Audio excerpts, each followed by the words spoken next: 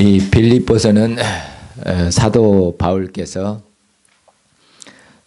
소아시아 지역에서 복음을 전도하시다가 유럽으로 건너가셔서 세운 최초의 교회가 빌립보 교회입니다. 사도께서 이 빌립보 교회에 편지를 쓰신 것은 다른 것이 아니라 사도께서 복음을 전파하시다가 옥중에 갇히게 되었습니다. 그런데 옥중에 그 갇힌 소식을 빌립보 교회가 들었습니다.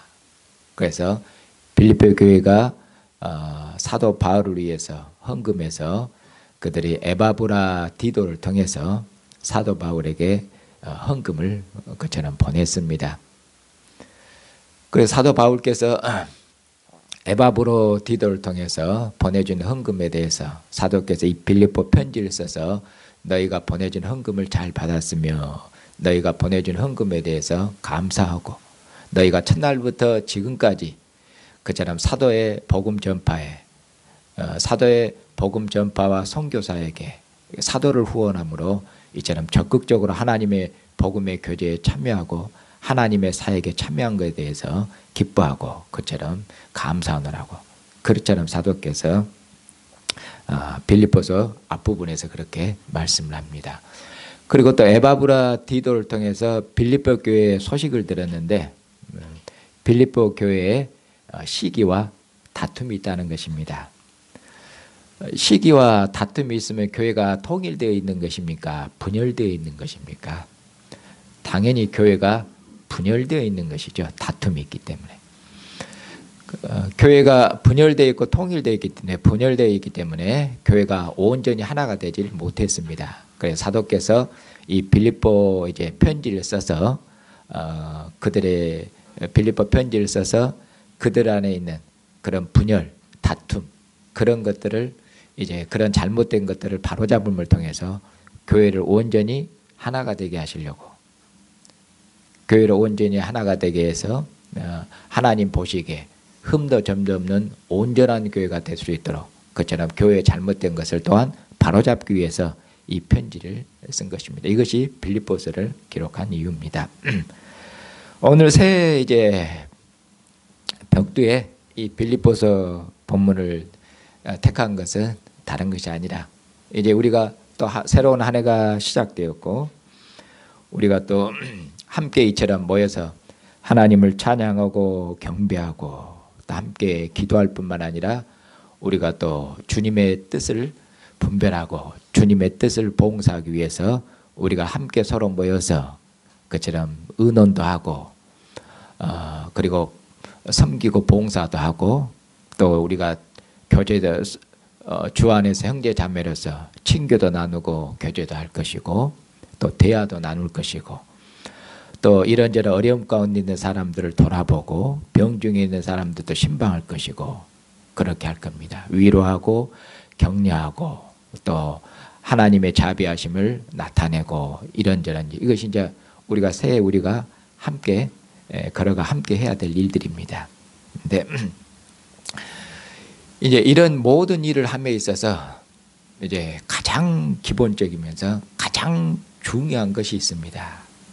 그것을 빌립보서 2장에서 말씀해 주고 있기 때문에 이 본문을 택한 것입니다.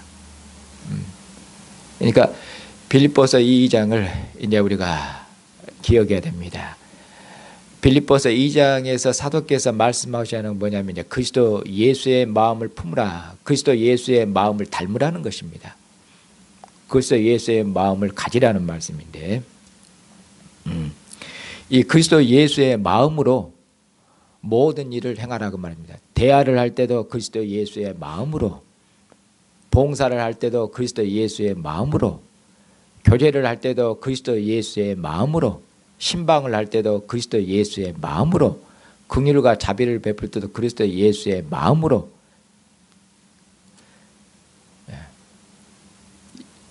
만약 이 그리스도 예수의 마음으로 우리의 모든 삶을 경영하고 교회 생활에 있어서 우리의 교회의 삶에 있어서 그리스도 예수의 마음으로 이런 삶을 살아내지 않으면은 이제 그러면 어떻게 되는가?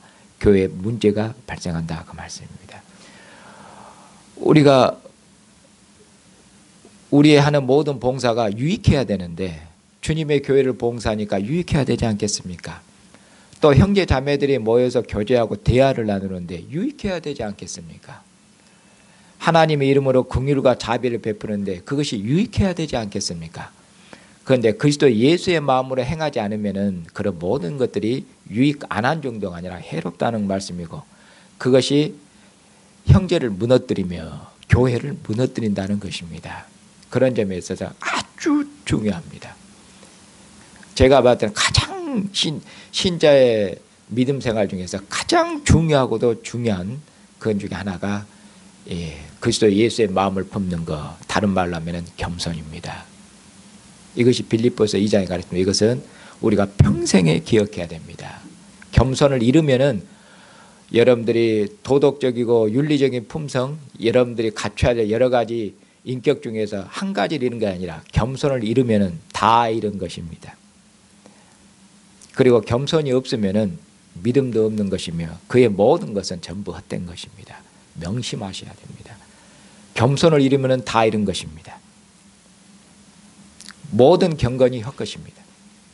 겸손을 잃으면은 여러분들이 멸망으로 들어가고 있다는 것은, 그것이 시편이나 잠언에서 거듭거듭 반복해서 가르칩니다. 오만함, 교만함은 패망의 앞잡이며 멸망의 앞잡이다. 교만함은 멸망한다.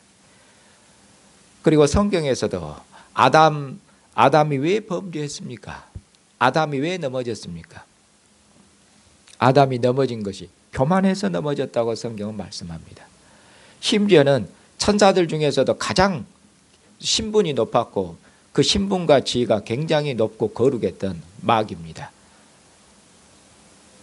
천사들 중에 굉장히 신분과 지위가 높았던데 그처럼 타락한 천사 마귀로 이야기하는데, 마귀를 정죄하는데 마귀가 왜 타락했고 넘어졌습니까? 교만함 때문에 천사가 넘어졌다고 말씀하고 있습니다. 하물며 그러면 우리는 얼마큼 교만함, 이걸 조심해야 되겠습니까? 이것은 그러면 제가 교회에서 해가 시작될 때마다 그처럼 교만하지 말고 조심하라고 겸손하라고 했는데도 그것이 잘 안 되고, 우리 신앙생활에서 우리 자신들이 하나님 앞에 온전하지 못해서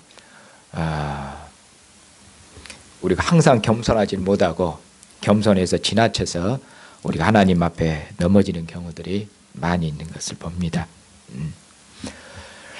이제 오늘 이 말씀을 통해서 사도께서 교회가 하나 되라고 말씀하셨습니다.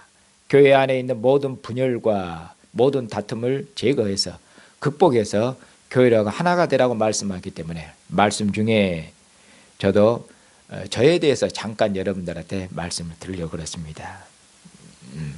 그렇게 해서 여러분들이 저에 대해서 오해하고 있는 것, 그런 것도 제거하려고 그렇습니다.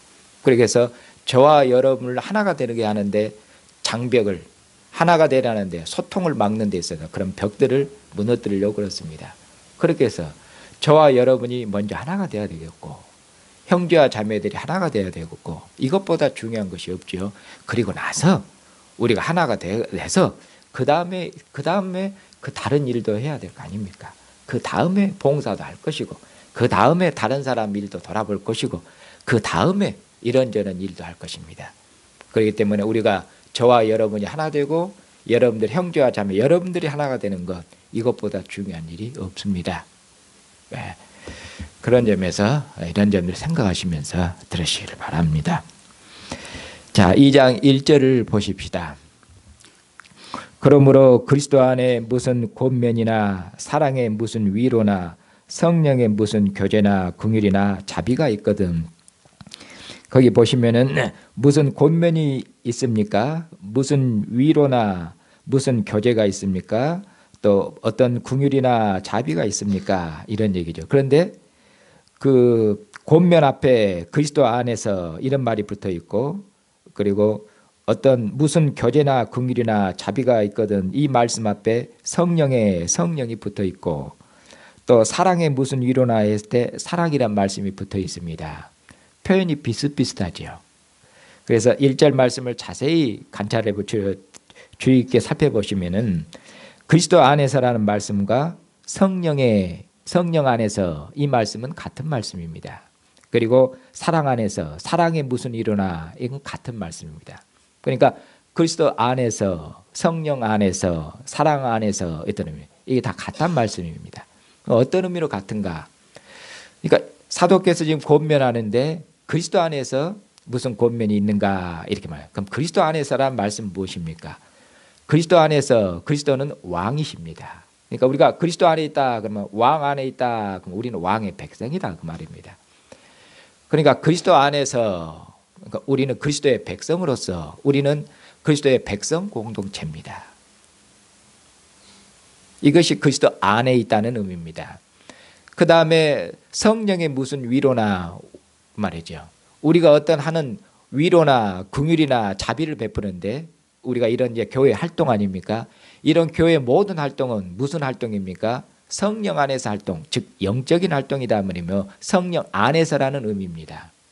왜 그러냐면은 교회는 주님의 백성이죠.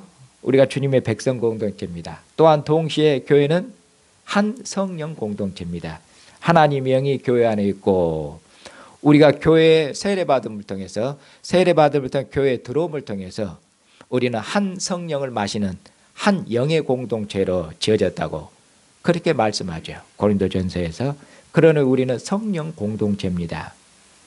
또한 뿐만 아니라 우리는 그리스도의 백성 공동체며 성령 공동체인데 이것을 정의하는 또 설명하는 다른 말로는 우리는 사랑의 공동체입니다. 사랑의 공동체죠. 하나님께서 하나님의 사랑으로 우리를 낳으셨고 지으셨습니다. 어떤 사랑입니까? 십자가에 내주신 하나님의 사랑으로 우리를 지었고 하나님의 사랑을 교회 가운데 부으심을 통해서 교회는 하나님의 사랑 안에서 하나님의 사랑의 가족으로 지어졌습니다. 그래서 교회의 본질은 사랑입니다. 하나님께서 사랑이신 것처럼 하나님의 가족인 하나님의 백성인 왕이 사랑이신 것처럼 하나님의 백성도 그처럼 자녀도 그처럼 사랑입니다. 그래서 사랑의 공동체입니다. 자, 이처럼 사랑의 공동체에게 그리고 성령 공동체에게 그리스도의 백성에게 그런데 이런저런 활동들이 있는가? 그러면 어떻게 해야 되겠는가? 이제 2절에서 권면하죠. 마음을 같이하여 같은 사랑을 가지고 뜻을 합하며 한 마음을 품어라. 사도께서 비슷한 말씀을 여러 번 반복하셔서 아주 강조해 주고 계십니다. 마음을 같이해라. 같은 사랑을 가져라. 뜻을 합해라. 뜻을 합한다면 뜻을 하나가 되게 해라 말이죠. 한 마음을 풀어라. 그러니까 전부 하나됨이죠. 이렇게 해서 한 마음을 품는다. 마음이 하나다. 하나가 되라. 그 말씀이죠. 하나가 되라. 같은 사랑을 가져라. 마음을 같이 해라. 뜻을 합해서 한 뜻이 되도록 해라. 이렇게 지금 말씀하고 있습니다.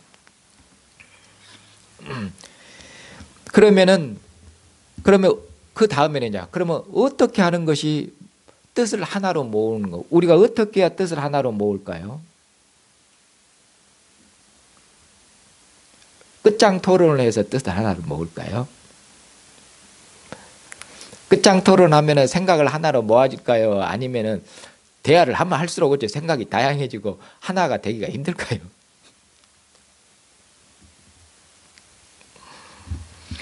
마음을 같이 하라고 그러는데 어떻게 해야 마음을 같이 할까요? 우리가 속에 있는 거 싹 다 이야기할까요? 그러면은 네 속을 내가 훤히 알겠다. 너도 네 속에 있는 거 다 이야기해봐라. 뭐 내 속도 알고 네 속도 알고 우리가 하나가 됐네 이제. 그런다고 하나가 될까요? 속에 있는 거 다 얘기했는데 근데 부부싸움 해버려요 그날 저녁에. 당신 나한테 서운한 거 있는 거 말해보니까 다 말하고 또 당신도 서운한 거 다 말해. 이제 다 서운한 거 말했으니까 풀어야죠. 그런데 이제 대판 싸우고 옵니다. 당신 속이 그런 생각을 하고 있는지 몰랐다는 등. 어째 이제 속에 있는 거 다 드러나는데 하나가 되지 못하고 어째 이제 더 대판 싸우고 옵니까? 어떻게 해야 그럼 하나가 될까요?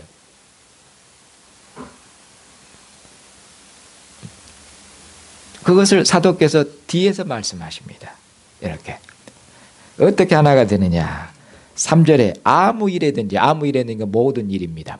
모든 일에서 다툼이나 허영으로 하지 말고 오직 겸손한 마음으로 각각 자기보다 남을 낫게 여기고,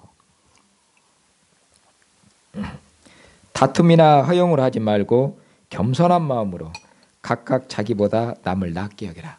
강조하시는 것이 겸손한 마음이지요. 허영이나 다툼을 하지 말고 겸손한 마음을 가져라. 겸손한 마음을 가져야만 우리가 뜻을 하나로 합할 수 있는 것이며, 마음을 하나로 합할 수 있는 것이며, 사랑을, 같은 사랑을 가질 수가 있는 것이다. 그래서 겸손을 강조하십니다. 겸손. 그리고 나서 그러면 이 겸손은, 그러면은 겸손도 다양한 겸손이 있는데, 이 겸손도 겸손한 마음을 그럼 어떻게 하는 것이 겸손한 마음입니까? 그것도 뒤에서 이제 설명하시죠. 겸손한 마음을 가져라 이렇게 말씀하고 나서 그리스도 예수의 마음을 품어라, 그리스도 예수의 마음을 가져라 이렇게 말씀하니까, 이 겸손은 다른 겸손이 아니라 뭐 도덕적인 그런 윤리적인 겸손이 아니라 주님의 겸손을 말씀하는 것입니다.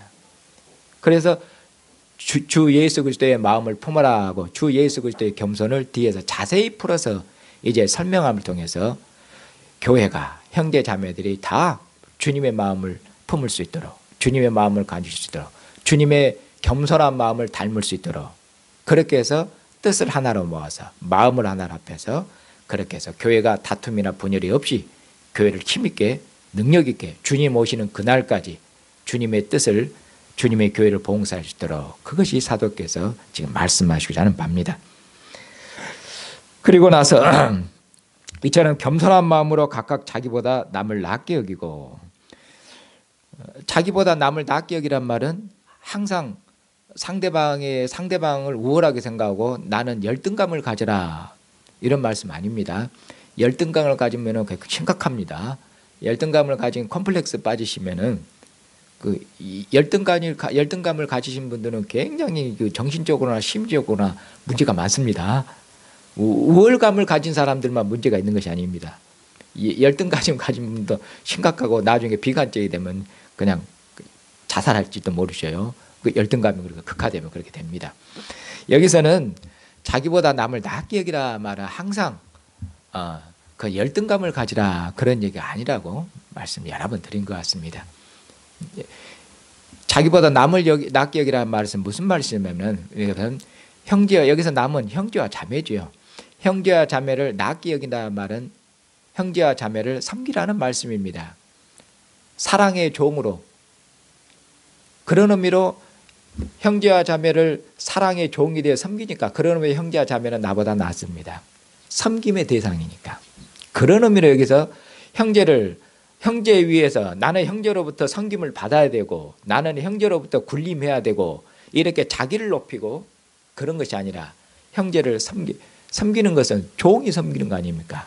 이처럼 형제를, 자기를 낮춰서, 주님께서 자기를 낮춰서 종이 된 것처럼 형제의 종이 되어서, 사랑의 종이 되어서 형제를 섬기고 자매를 섬기고 교회를 섬기고, 그리고 이제 학대되면은 세상을 섬기고 이런 거죠. 이것이 자기보다 남을 낫게 여기라는 그런 말씀입니다. 그뿐만 아니라 4절에 각각 자기 일을 돌볼 뿐더러 자기 일을 돌아보고 또한 각각 다른 사람들의 일을 돌보아서 나의 기쁨을 충만하게 해라 그렇게 말씀. 그리고 나서 이제 뭐라고 또 말씀하냐면은 자기 일을 돌아볼 뿐더러 다른 사람 일도 돌아봐라 이렇게 사도께서 말씀하십니다. 여기서 사도께서 강조하시고자 하는 바는 무엇이겠습니까? 자기 일을 돌아볼 뿐만 아니라 다른 사람 일도 돌아봐라. 그러면은 자기 일을 돌아보는데 강조가 있는 게 아니고 다른 사람 일을 잘 돌아봐라 이 말씀이 강조가 있습니다. 자기 일을 돌아볼 뿐만 아니라 다른 사람 일도 좀 돌아봐라, 살펴봐라 이 말씀이죠. 그렇게 해서 나의 기쁨을 좀 충만케 해주라. 자기 일밖에 모르고 자기밖에 모르고 자기 가족밖에 모르고 자기 일밖에 모르면은 어떻게 되냐고. 그러잖아. 자기 일만 관심 갖지 말고 형제 일, 자매 일, 교회 이렇게 형제 자매를 돌아봐라. 그것이 뭐겠습니까? 형제를 돌아보고 자매를 돌아보고 그런 것이 그 마땅히 해야 될 거죠. 그 사랑의 공동, 그게 사랑이죠. 그렇죠. 예, 그렇게 사랑으로 행하라는 것이죠. 자기만 생각하지 말고 형제 자매들 다른 사람 좀 생각해서 그렇게 해라. 그것이 나의 기쁨이 아니냐. 그렇게 해서 나의 기쁨을 충만케 해주라고 사도께서 그렇게 말씀해요. 사도는 지금 감옥에 계십니다. 그렇게 해서 사도께서는 감옥에 계시고 마지막 이제 확정 판결을 앞두고 계시는데 사형이 선고되면 죽을 것입니다. 그런데 사도께서는 자기가 죽을 것인지 풀려날 것인지 그런 거에 사도는 그거에 대해서는 별로 관심이 없습니다. 염려가 없습니다. 왜냐하면 사도께서 하나님께서 그리스도 예수 안에서 사도를 부르신 그날부터 사도는 그리스도를 위해서 하나님을 위해서 그리고 그리스도의 자랑이며 그리스도의 영광이며 그리스도의 기쁨인 교회를 위해서 살든지 죽든지 그리스도를 위해서 살든지 죽든지 교회를 위해서 살아도 교회를 살고 죽어도 교회를 위해서 죽기로 작정했기 때문에 그렇습니다. 사도의 기쁨은 교회며 사도의 영광은 교회입니다.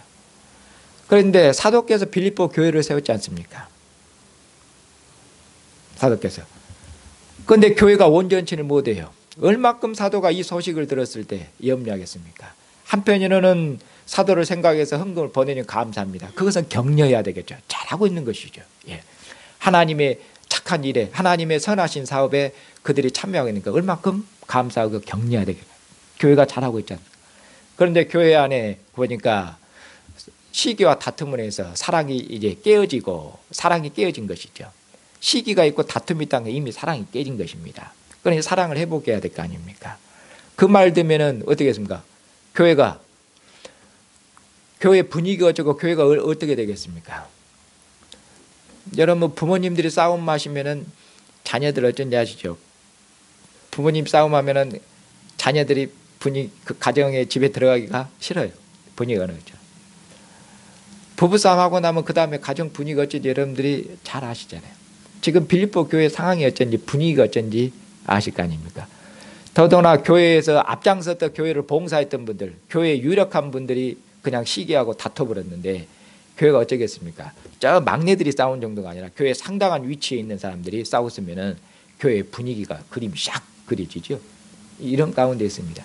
그러니 바울이 얼마큼 염려하고 근심했겠습니까? 자기 죽을 것은 염려는 안 했습니다. 저는. 그런데 사도의 기쁨과 사도의 영광은 교회에 있지 않습니까? 왜? 그리스도의 사랑이 그리스도의 마음이 사도 바울의 마음이 와 있거든요. 그리스도께서 교회를 위해서 그리스도께서 교회를 세우시기 위해서 그리스도께서 교회를 위해서 자기 목숨을 내어준 것처럼 그리스도의 사랑이 사도 바울의 마음에 있어서 교회가 어떻게 될 것이 조마조마합니다.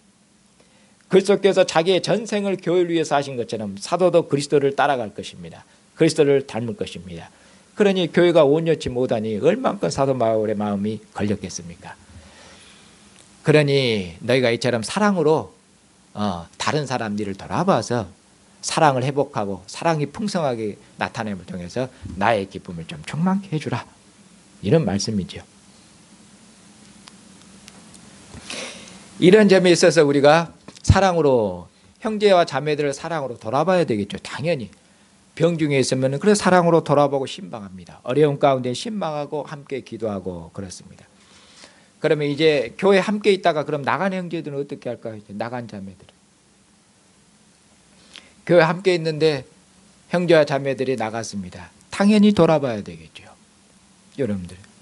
집에 기르던 강아지도 나가도 돌아보는 것입니다. 그것이 사랑이고 정의 아니겠습니까? 그럼 우리와 함께 그동안 함께 신앙생활 했던 형제 자매들 그러면은 나가면은 당연히 찾아가야 되고 당연히 고민하고 그래야 돼요. 그리고 형제와 자매들 이런저런 허물이나 부족함에 대해서 참고 인내하고 그리고 그들을 위해서 기도해주고 그것이 사랑 아니겠습니까? 그건 당연한 것입니다. 당연한 것이에요. 그런데 그런 점에서 여러분들이 저를 좀 이해해 주셔야 될 것이 있습니다. 여러분들의 어떤 의미로 개인적인 허물이나 개인적인 부족함, 개인적인 그런 거, 개인적으로 부족하거나 허물이 많고 잘못하는 거 이런 것들은 그런 것들은 주님께서 무한대로 용서하시라는 것처럼 그런 것을 우리가 끝없이 용서하고 용납하고 포용해야 됩니다. 제가 여러분들에게 복음으로 그렇게 가르쳤고 저도 그렇게 살려고 노력했습니다. 그러나 제가 용납하지 못한 것이 있습니다. 그것은 제가 속이 좁아서 그런다는 등, 사랑이 좁아서 부족해서 그런다는 등, 목사님이 포용력이 없어서 그런다는 등 그런 건 아닙니다. 그런 건 제가 용납하지 못한 건 무엇이냐면은 개인적으로 잘못하고 사적으로 잘못하고 그런 것은 끊임없이 용서하고 기다려줄 것입니다. 누가 온전한 사람이 있겠습니까? 저도 부족한 것일 텐데 끝없이 부족하면. 그러나 교회를 해롭게 하는 것은 그것은 용납 못합니다. 그것은 교회를 해롭게 하거나 교회를 다치게 하는 것은 그것은 절대로 그냥 저는 못 넘어갑니다. 그 점을 여러분들이 이해해 주셔야 돼요.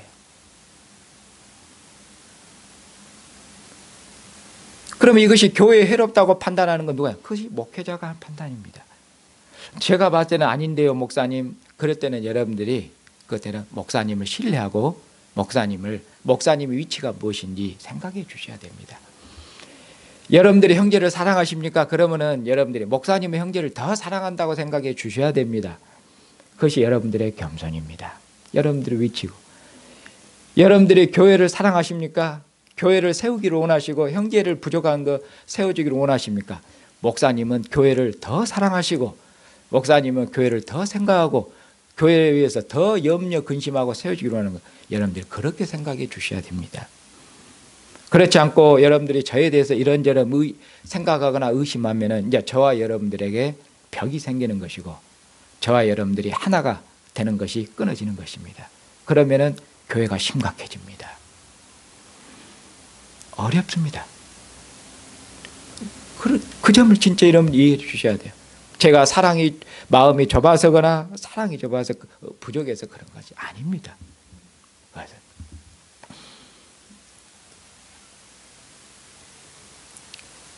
그렇기 때문에 그러면 여러분들이 아버지가 참다가 매를 들어서 징계하려고 하면은 아버지가 사랑이 없어서 매를 들려고 하시는가 그렇게 아버지를 생각하시면 안 됩니다. 아버지가 매를 든 것도 사랑이며 바로잡기 위해서 그런 것입니다. 그렇게 여러분들이 이해를 해 주셔야 됩니다. 그리고 교회에 나간 사람들에 대해 제가 개인적으로 이런저런 말을 한 적이 없습니다. 허물을 들추거나 그런 것입니다. 목사님 설교석상에서 그 개인적으로 이렇게 하신 거 아닙니까? 그것은 여러분들이 그것도 오해십니다. 그러면 지금 제가 봤을 때는 교회에 함께 있던 형제 자매들이 나갔고 어떤 의미로 곤면에서 말을 안 듣고 나갔습니다. 그럼 넘어졌습니다. 그러면 목회자에 반해서 목회자가 봤을 때는 넘어졌습니다. 그러면 당연히 어떻게 해야 되겠습니까? 교회에. 자, 앞에 가던 사람이 갑자기 어떤 지점에서 넘어졌습니다. 그것도 이제 막 믿은 신자가 아니라 오래된 신자가 넘어졌습니다. 상당히. 어떤 지점에서 가다가 갑자기 넘어졌어요. 그러면 뒤따라가는 사람들은 어떻게 해야 되겠습니까? 그 지점에 가면 당연히 조심해야 되겠죠. 조심해야 되겠죠. 그런 의미에서 목회자는 항상 원칙이 뭡니까? 항상 교회를 생각하는 것입니다. 앞서 나가는 형제들이 넘어졌습니다. 그러면 남아있는 형제자매들 교회를 생각해서 목회자로서 어떻게 고민하겠습니까? 이 형제들이 넘어졌는데 왜 넘어졌는지 목회자의 판단이 있습니다. 여러분들은 그렇게 넘어져서는 안 됩니다. 그러지 그것을 보고 그 나간 형제들 들으라 하고 목사님이 이제 감정으로 분풀이하고 그것은 여러분들이 목사를 너무 수준 낮춰서 생각하신 겁니다. 개인 감정에 있어서 그런 건 아닙니다. 그러면 제가 굉장히 옹졸하고 속 좁은 사람밖에 안 됩니다. 그런 건 아닙니다. 그리고 여러분들이 보니까 형제와 자매들과 관련된 얘기를 하니까 그 사람들 들으라고 하는 얘기 그것은 여러분들이 굉장히 겸손한 마음을 잃으신 겁니다. 저는 교회 보고 들으라고 한 것이지 그런 얘기입니다. 교회 보고 저 말씀은 누구 꼭 들으라고 한 얘기나 그럼 자기는요 빠져나가신 거 아니죠. 그러면 여러분들은 온전하시냐고요. 신앙이. 여러분들은 안 넘어질 자신이 있냐고요. 목회자가 봤을 때 목회자의 판단이 있는 것이고 그것에 있어서 모든 교회와 모든 형제 자매들에게 주의를 주고 있는 것입니다. 그것이 목사님이 감정으로 그냥 분풀이해 불고 있는 거 그건 아닙니다. 그건 절대 아닙니다. 그건 아니에요. 그 점을 여러분들이 이해를 해 주셔야 돼요. 그렇게 속이 좁았고 어떻게 제가 목사직을 수행하겠어요. 그건 아닙니다. 자, 그리고 여러분들이 나간 형제와 자매에 대해서 이제 나갔으니까 끝 그렇게 생각해요. 여러분들이 나간 형제와 자매들 마음에 걸립니까? 저도 마음에 염려되고 그럽니다. 형제와 자매들 왜 마음에 안 걸리겠습니까? 어떤 의미로 저하고 그냥 단순히 저하고 그냥 어떤 갈등이 있어서 나갔고 나간 형제와 자매들이 신앙이 온전해요. 믿음도 온전하고 복음도 잘합니다. 그리고 교회를 봉사하는데도 허점이 없고 인격적으로 성숙되어 있고 그럽니다. 어디 가서도 봉사를 잘할 겁니다. 이러면 전 염려 안 합니다. 제 말로 염려 안 해요. 왜냐 저하고 갈등이 있어서 했지 어디 가도 교회를 교회를 굉장히 유익하게 할 거 아닙니까? 비록 우리하고 어떻게 저하고 안 맞아서 갈등이 있어 나갔지만은 복음을 잘 알기 때문에 그 복음으로 그리고 믿음과 인격이 갖춰져 있기 때문에 그 형제가 가면은 이제 우리 교회를 떠나서 우리 교회는 유익을 좀 덜 하겠지만은 다른 교회 가면 다른 교회가 유익되게 할 거 아닙니까? 그 점은 좋지 않습니까? 그러나 만약에 신앙에 문제가 있거나 이런저런 허점이 있고 성숙되지 못해서 교회를 나가면은 제가 두고두고 걸립니다. 왜냐하면 나의 감정이 상해서 걸린 것이 아니라 왜냐하면 우리 교회를 나갔다고 해서 그 문제가 해결이 안 된 것이고 해결이 되는 게 아니고요. 그럼 이제 저는 뭡니까? 우리 교회만 생각 아니라 제가 목사 아닙니까? 교회가 주님의 영광이라고 제가 가르치지 않습니까? 사도계 한 것처럼. 저도 우리 교회만 품는 것이 아니라 나가서 한국 교회를 품고 그렇게 생각하고 있지 않습니까? 제가 여러분들이 그렇게 품으라고 가르쳤지 않습니까? 그러면은 이런저런 허점과 부족함이 있는 상태에 다른 교회로 가면은 어떻게 되겠습니까? 똑같은 일이 반복되어 교회에 해를 끼칩니다. 그것이 염려가 됩니다. 그것이 나의 마음을 상하고 감정을 상하고 그런 차원의 문제가 아니라 개인의 생각이 아니라 교회를 생각하셔야 된다 그 말씀이에요. 그런 마음과 그런 신앙과 그런 자세로 다른 교회 가서 봉사하면은 교회가 세워지는 것이 아니라 교회를 무너뜨린 방식으로 교회에 해를 가하는 방식이 될 것이니 차라리 우리 교회에 있었으면 내가 그들을 보듬고 갖고 갈 것인데 다른 교회 갔으면 얼마큼 해가 된다고 제가 판단이 들었으면 얼마큼 제가 고민이 되고 근심이 되고 염려 그것이 저의 솔직한 심정입니다. 그러므로 여러분들이 나간 형제와 자매들에 대해서 여러분 생각하신다면 고면에서 말을 안 듣는 게 끝 그것이 아니라 여러분들도 성인이고 여러분들의 생각이 있고 판단력이 있으면 장단점을 볼 줄 알 거 아닙니까? 그러면 여러분들이 형제의 허물이나 단점이나 부족한 점 이런 점들이 보이면은 비록 우리가 교제가 단절될지라도 여러분들이 기도 시간에 어떻게 해야 되겠습니까? 하나님 형제의 이런저런 부족한 점들 허물들 단점들 하나님 여러분들의 보인 그 눈 하나님이 여러분에게 그 형제의 허물과 부족함을 보여주신 것이 무엇이기 때문에 형제를 부족함을 채워주라는 거 아니겠습니까? 형제를 위해서 기도하는 거 아니겠습니까? 하나님 형제의 이런저런 부족한 점 연약한 점들 하나님이 고쳐주시옵소서. 그렇게 해서 형제의 부족한 점들이 온전케 되어서 형제의 믿음의 봉사 온전한 봉사를 통해서 형제와 자매들이 있는 곳에서 하나님 교회가 그런 형제 자매들의 봉사를 통해서 교회가 더욱 유익을 받고 교회가 영광을 받을 수 있게 해주시옵소서. 이것이 여러분들의 형제와 자매를 위한 것입니다. 그렇게 기도를 하셔야 됩니다.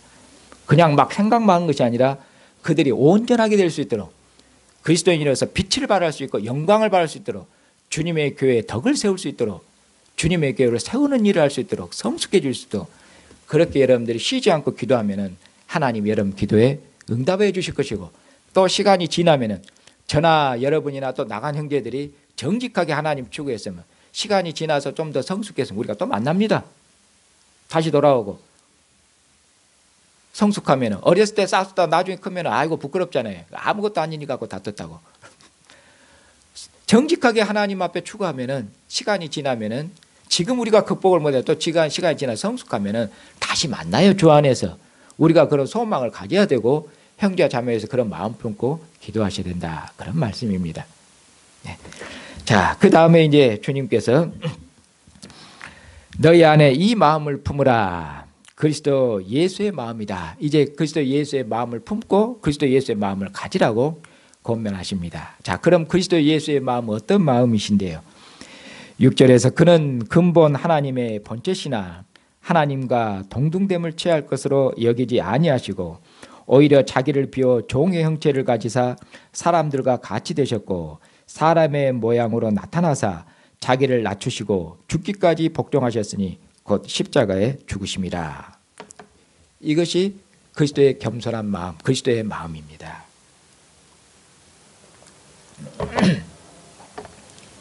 제일 처음에는 그리스도께서 어떤 분이신지를 말씀하겠죠. 그리스도는 하나님의 본체시다. 본체 말씀 어렵죠. 그는 하나님의 본체시다. 그는 하나님과 동등된 분이시다. 이렇게 말씀해요.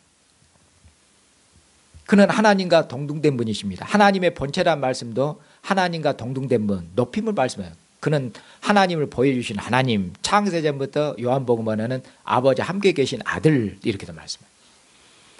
히브리서에는 하나님의 영광의 광채, 하나님의 본체, 형상 이런 말씀 쓰시죠. 그는 하나님과 같은 분이시다 이런 말씀입니다. 하나님과 같은 분이며 하나님과 동등하신 분이며 하나님과 영광이 같습니다. 이런 의미로 얼마큼 그가 높으시고 존귀한 분이시냐. 그런데 그가 자기를 비워서 자기를 낮추셨다. 7절에 자기를 비워서 종의 형체를 가지사 사람들과 같이 되셨고, 종의 형체를 가지신 것과 사람들과 같이 되신 것 같습니다. 그는 하나님이신데 비천한 사람의 몸을 입고 오셨고 종이 되셨다고 말씀하겠습니다. 특별히 그는 어떤 의미로 다윗의 후손으로 이스라엘의 왕으로 오셨다고 말씀하겠죠. 이스라엘의 왕은 하나님 앞에 설 때는 종으로 서는 것입니다. 그래서 예수님께서 그는 이스라엘의 왕이신데 그는 하나님 앞에 사람의 몸을 입고 오셨고 그자는 하나님 앞에 종으로 자기를 낮추셨습니다. 그리고 이처럼 자기가 사람의 몸을 입고 오셔 자기를 낮추신 뿐만 아니라 자기를 더욱 낮추셨습니다. 어디까지 낮추셨습니까? 8절에 자기를 낮추시고 죽기까지 복종하셨으니 십자가에 죽으심이라. 십자가에 죽기까지 자기를 낮추셨습니다. 십자가에서 저주받는 죽음에 이르도록까지 아주 비참한 죽음이죠. 그 죽음에 이르도록까지, 사망에 이르도록까지 자기를 낮추셨습니다. 그는 참으로 영광스러운 하나님이신데 하나님의 영광을 비우고 사람의 모양으로 오셨을 뿐 아니라 자기를 더욱 겸손하게 낮추셔서 그처럼 십자가에 죽기까지 하나님 앞에 복종하신 분이라고. 그렇게 해서 하나님의 뜻에 복종하셔서 하나님의 모든 뜻을 이루신 분이에요. 십자가에 죽기까지 종으로서 하나님을 섬기시고 그처럼 종으로서 하나님의 뜻에 온전히 순종하시고 복종하신 분이에요. 이처럼 그리스도께서 자기를 낮추셔서 하나님을 봉사하고 섬기셨다. 이것이 그리스도의 마음, 그리스도의 겸손. 섬기는 겸손, 봉사하는 겸손. 그는 높으신 분이기 때문에 그는 자기를 주장할 수 있는 분입니다. 그는 섬김을 받으실 분입니다. 하나님과 같은 분이기 때문에. 그러나 그는 섬김을 받으려고 하신 것이 아니라 섬기러 오셨다고 그처럼 복음서에서 말씀하고 계시지 않습니까? 인자가 온 것은 섬김을 받으러 온 것이 아니라 섬기러 왔느라. 그렇게 말씀하고 있고 그것을 가장 잘 보여주는 게 주님께서 잡히시 전날 밤에 제자들과 그처럼 식사를 하시면서 그처럼 허리에 수건을 두르시고 제자들의 발을 씻기시는 장면이죠. 거기서 주님의 온전한 겸손, 주님께서 어떻게 제자들의 발을 씻기십니까? 그는 하나님이십니다. 하나님께서 사람의 발을 씻기셔요. 충격적인 거 아니십니까? 여러분? 아버지가 아들 발 씻겨줘도 어렸을 때 했는데 아버지가 좀 다 큰 아들 발 씻겨주면 좀 이상하죠. 좀 이상합니다. 그리고 지금은 좀 그러면 옛날에는 발 씻기는 것은 노예들이 하는 일이거든요. 그 문화가 그러니까 왕이 신하의 발을 씻긴다는 게 있을 수가 없는 일입니다. 그건. 하물며 만왕의 왕이신 하나님이 사람의 몸을 입고 오셔서 더더구나 하나님 앞에 범죄한 그런 진노의 자녀들, 죄인들, 원수들의 발을 씻긴다는 것은 그것은 없는 얘기입니다. 없는. 세상에서는 들어보지도 못한 얘기고 성경에만 있는 얘기입니다. 그걸 말씀하겠습니다. 이처럼 십자가에 죽기까지 자기를 낮추셔서 섬기신 이 아들을 하나님께서 어떻게 하셨느냐. 하나님께서 이 아들을 높이셨지 않느냐. 죽은 자 가운데 살리셨고 그를 하나님의 보호자 우편에 앉게 하셔서 주가 되게 하셔서 하늘에 있는 모든 영들로 땅에 있는 모든 자들로 하늘과 땅에 있는 모든 자들로 예수님을 주로 왕으로 고백하고 무릎을 꿇고 복종하도록 하나님께서 아들을 그렇게 영광스럽게 하셨지 않느냐, 이렇게 말씀하겠습니다. 그러면서 이제 그 뒤에 다시 빌립보 교인들에게 권면합니다. 앞에서 그리스도의 마음을 가지라고 그랬죠. 자, 그러면은 그리스도의 마음을 품고 겸손한 마음으로 서로 돌아보고 겸손한 마음으로 교회를 봉사하고, 언제까지 교회를 봉사해야 되겠습니까? 이 마음으로 주님 오실 때까지 이 마음으로, 이 겸손으로 봉사해야 돼요. 이 겸손을 잃으면 어쩝니까? 그럼 그는 멸망당하고 파멸될 것이에요. 그리고 우리가 주님의 겸손으로 주님 오시는 그날까지 우리가 서로를 봉사하고 형제 자매를 봉사하고 교회를 봉사하고 세상을 봉사하면은, 그러면은 하나님께서 우리를 어떻게 하시겠습니까?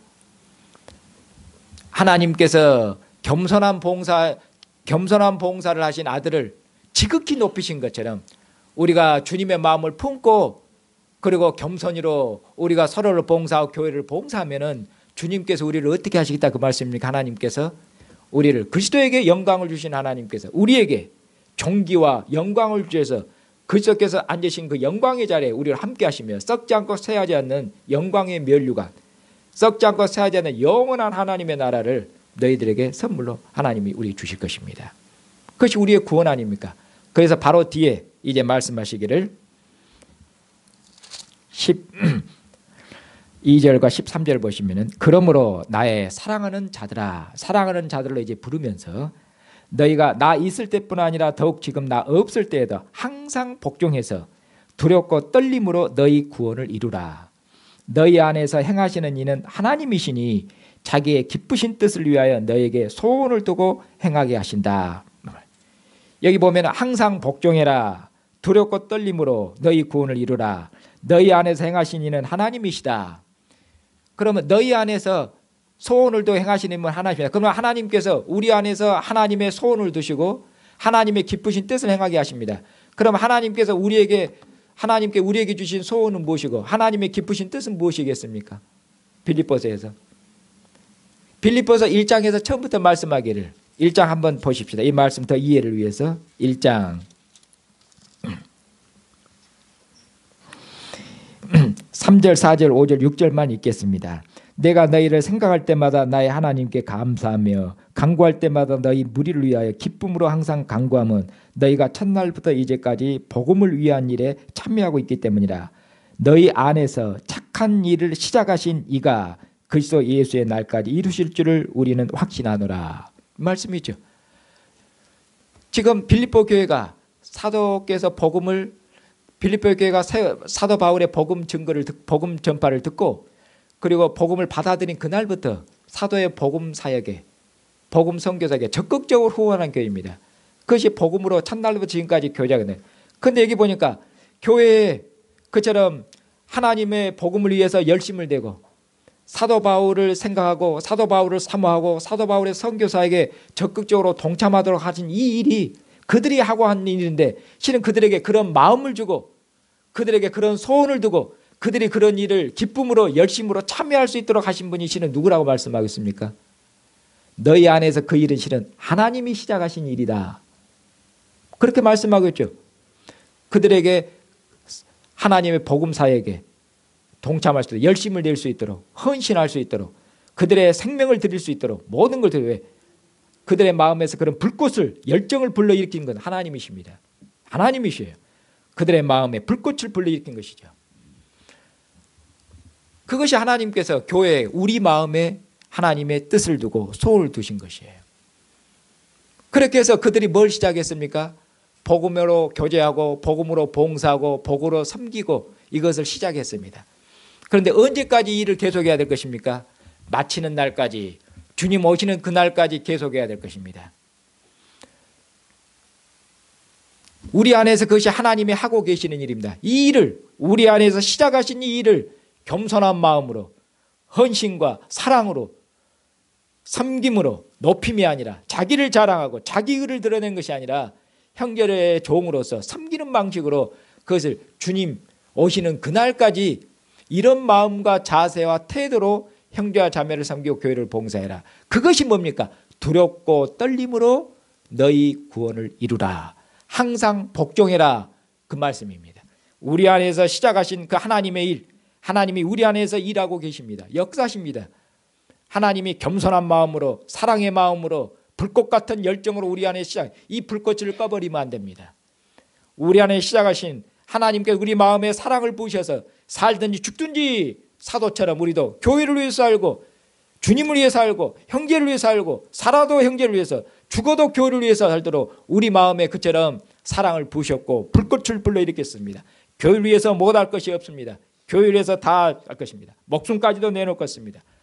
이것이 우리가 주님 믿을 때 결심 아닙니까? 그것이 꺼지지도 않대. 그 마음은 여러분이 아니라 하나님이 주신 것이에요.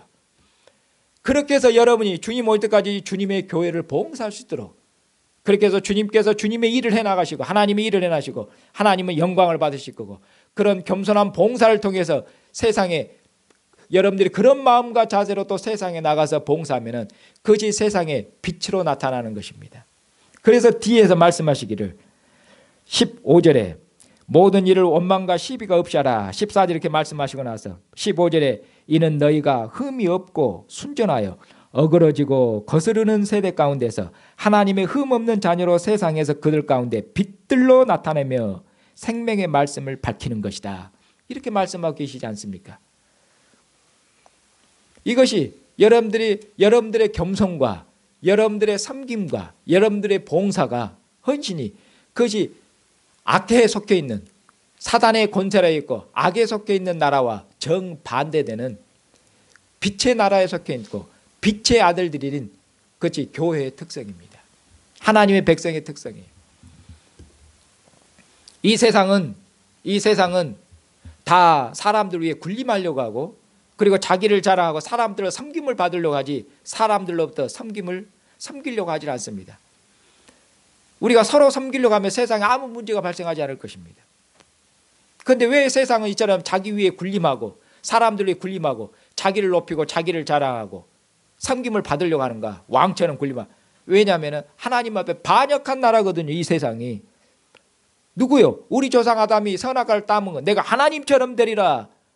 교만함 때문에 이 나라 한마디로 말하면 하나님 앞에 범죄한 나라, 즉 교만한 나라입니다. 하나님을 대항해서 높아진 나라입니다. 하나님을 대항해서 교만하고 높아지고 오만한 이 세상 나라를 하나님의 아들이 바로잡기 위해서 세상에 오셨습니다. 어떻게 바로잡을 것입니까? 십자가에 죽기까지 낮추시는 그의 겸손을 통해서 오만한 자들을 바로잡을 것입니다. 그의 겸손으로 모든 교만을 정복하실 것입니다. 겸손으로 정복하는 것이에요. 오만함을. 그래서 모든 오만한 자들, 모든 교만한 세상이 그리스도의 겸손 앞에 무릎을 꿇도록 그렇게 해서 겸손한 나라, 섬김의 나라, 사랑의 나라 이런 나라가 완성될 것입니다. 이것이 하나님 나라의 경륜입니다. 그렇게 해서 너희들이 이렇게 살면은 세상의 빛으로 나타나는 것이다. 이 말씀입니다. 우리가 세상과 싸우는데 어떻게 세상과 싸워야 될지 세상의 본질 그걸 확실히 아셔야 됩니다. 우리가 세상을 힘으로 눌러 이기고 뭐 부를 자는 그런 것이 아니라 겸손으로 세상을 이 겸손은 단순히 어떤 도덕적 윤리적인 그런 성품이 아니라 이 보면은 그리스도의 마음 이것은 하나님의 인격입니다. 그리스도의 인격입니다. 그리스도의 마음입니다. 이 그리스도의 마음이 우리의 마음이 되고 이 그리스도의 인격이 우리의 인격이 되고 그것이 하나님의 인격입니다. 그렇게 하라는 것이죠. 사랑하는 형제자매님, 우리 주 예수 그리스도를 깊이 생각하십시오. 어떤 점을 깊이 생각하십니까? 그리스도께서 사람 몸을 입고 오셨는데 사람 몸을 입고 자기를 낮추셨는데 누구를 위해서 그렇게 낮추신 것입니까? 누구를 위해서? 우리를 위해서 오신 것입니다. 우리를 위해서. 그는 자기의 유익을 구하지 않고 우리의 유익을 위해서 오신 것입니다. 그는 참으로 높으신 분인데 영광을 구하지 않고 그런 비천한 가운데서 우리를 존귀하고 우리를 주님의 영광으로 영광스럽게 하시려고 그렇게 오신 것입니다. 그는 참으로 부유하신 분이신데 우리를 위해서 가난한 목수의 아들로 가난하게 되셨습니다. 우리를 위해서. 그렇게 해서 그가 우리들이 그리스도의 부유함에 참여할 수 있도록 그는 죽음이 없으신 분이신데 오셔서 죽음을 맛보신 것도 우리를 죽음의 권세로부터 해방시켜서 우리를 아들의 생명에 하나님의 영원한 생명에 우리로 참여시키도록 하기 위해서 하나님의 아들이 오신 거 아닙니까? 그가 오신 것도, 그가 사신 것도, 죽으신 것도, 부활하신 것도, 영광 하나님의 보좌 우편에 앉으신 것도, 그가 장차 오시는 것도 전부 우리를 위해서 그런 것입니다. 우리를 위해서, 우리의 유익을 위해서, 우리의 기쁨을 위해서, 우리의 구원을 위해서 그런 것입니다. 이 주님의 마음을 깊이 본받으셔서 여러분들이 교회 안에서나 교회 밖에서나, 그리고 교회 안에서 무슨 일을 행하든지, 대화를 하든지 교제를 하든지 어떤 일이 있든지, 무슨 일에 있어서든지 자기 유익을 구하지 마시고 형제의 유익을 구하고, 나의 기쁨이 아니라 형제의 기쁨, 자매의 기쁨, 교회의 기쁨을 구하고, 그리고 교회를 위해서는 여러분들이 교회를 위해서 여러분들의 모든 것을 희생하고 헌신하고 모든 것을 들여서, 그것이 하나님이 주님을 기쁘시게 하는 것입니다. 사도 바울이 제일 끝에서 말씀합니다. 17절에 만일 너희 믿음의 재물과 섬김 후에 내가 나를 전제로 드릴지라도 나는 기뻐하고 너희 무리와 함께 기뻐하리니 이와 같이 너희도 기뻐하고 나와 함께 기뻐하자. 이렇게 말씀해요. 너희들의 섬김, 너희들의 봉사, 너희들의 믿음을 위해서라면, 한마디로 하면 너희를 위해서라면, 교회를 위해서는, 전제는 뭡니까? 하나님 앞에 포도주 같은 것을 하나님에 부어드린 것입니다. 나를 부어드린 것입니다. 그것은 뭡니까? 자기의 피를, 자기의 생명을, 곧 자기의 죽음입니다. 내가 너희를 위해서는 죽어도 좋다, 그 말씀입니다. 내가 너희를 위해서는 내가 죽어도 좋으니, 너희들의 믿음의 섬김과 너희들의 봉사를 위해서는, 내가 너희를 위해서는 내 목숨까지라도 내어놓을 것이다, 이렇게 말씀해요. 그러면서 교회에게도, 이 편지를 받는 형제 자매들에게도 뭐라고 말씀해요? 사도만 이렇게 말씀입니까? 사도가 자기 삶의 원리, 사도께서 그리스도의 마음을 품고 어떻게 교회를 품고 교회를 위해서 배고픈든지 배부르든지, 사도께서 빌립보 끝에 말하거든요. 나는 배고픈든지 배부르든지 부하든지 가난하든지, 내가 낮은 제처하든지 높은 제처하든지 내게 능력 주시는 자리에서 내가 못할 것이 없다. 나는 가난해도 주님을 최선을 다해서 생명을 다 섬길 겁니다.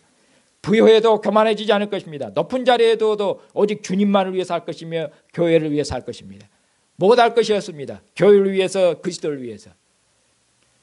이것을 모든 형제 자매들에게, 사도는 특별하기 때문이 아니라 모든 형제 자매들에게, 여러분들에게, 저에게 요구하고 계시는 것입니다. 주님의 마음을 품으라고 말씀은 우리로 그리스도와 같은 삶을 우리에게 요구한 것입니다. 사도 바울과 같은 삶을 살라고 요구하고 있는 것입니다. 이것은 특별한 성인들만 이룬 것이 아닙니다. 저와 여러분 사도들 다 주님의 사랑이 우리 마음에 부어졌습니다. 새해가 시작됐기 때문에 우리의 불꽃이 좀 약해졌든지 희미해졌든지 꺼졌든지 그걸 돌아보시고 다시 우리가 불타오르게 해야 되겠죠. 새해가 시작됐기 때문에 하나님의 사랑이 우리 마음에서 불꽃처럼 일어날 수 있도록, 하나님의 사랑과 하나님의 겸손이 불꽃처럼 일어나서, 꺼지지 않는 불꽃이 일어나서 주님께서 우리 영혼을 부르시는 그날까지 이 주님의 마음과 사랑으로 겸손히로 그렇게 봉사해야 되지 않겠습니까? 주님 오시는 그날까지 주님 마음을 봉사하시는 여러분들 되시기를 바랍니다.